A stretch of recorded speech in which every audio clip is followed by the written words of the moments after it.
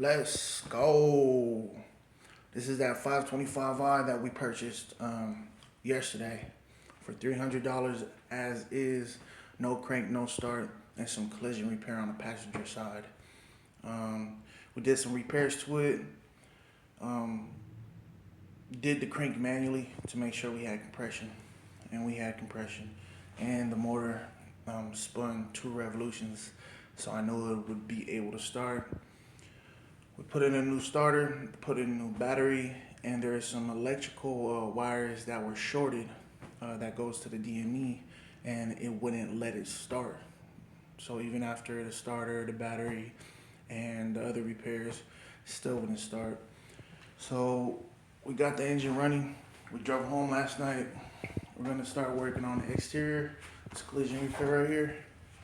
The door can't close unless you lift it up. We're gonna do all this.